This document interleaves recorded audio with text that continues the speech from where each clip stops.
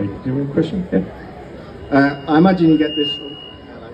I imagine you get this question quite a lot. So you're going to ask it again? Yeah, I am. How did you find out that you weren't coming back to Doctor Who? And I was coming back. How did I find out? The phone rang one day, and someone, either my agent or someone at the BBC, said, "Are you interested in coming back?" And I went, "Yeah, all right." It's kind of quite prosaic, really, isn't it? How did you find you weren't coming back?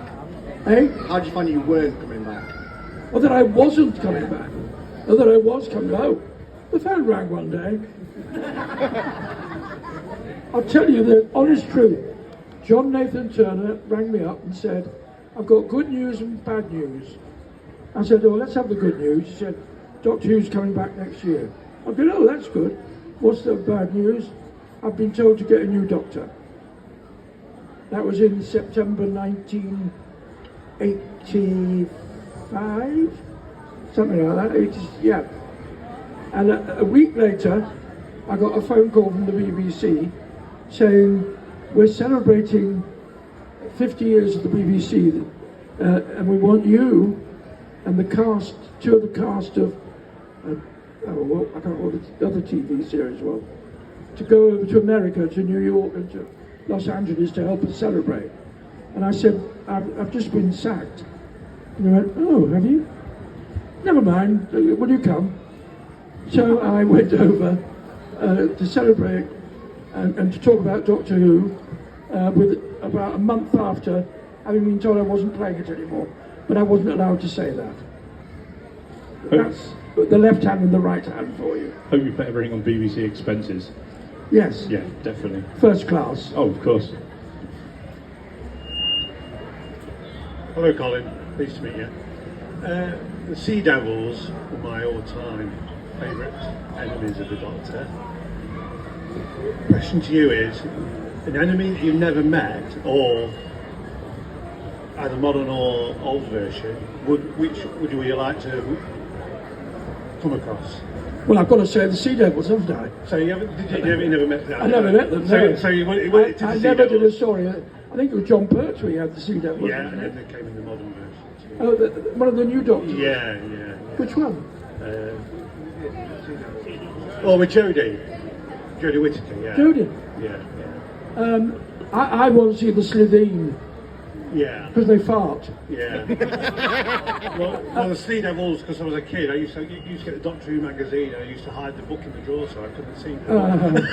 But they don't fart, do they? No. The So Slitheen do. it would have been Sea Devils then, yeah? No, the Slitheen. Yeah. Slitheen. Slitheen. The Slitheen.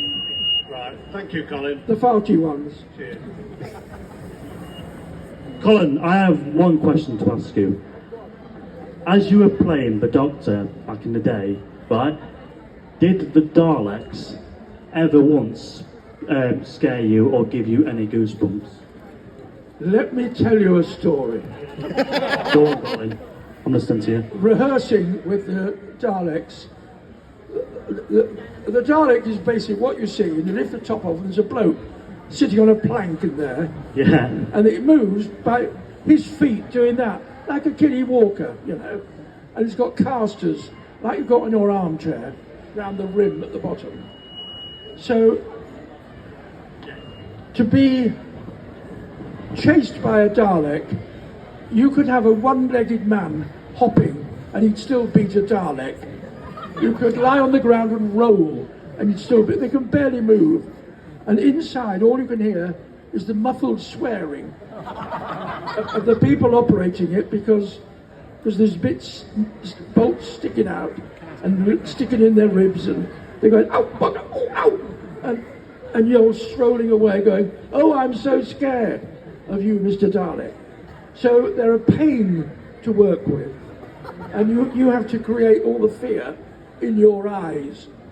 But after I'd finished the recording of Revelation of the Daleks, we all went up to the bar for a celebratory glass of water, and when I came back, I took a shortcut across the empty studio. They cleared all the sets out by then, and all that was on was very dim working lights, like you have in an empty building. And in the middle on its own was a Dalek. And I thought, oh, bloody Dalek. And as I walked past it, the eye stalk started moving and following me.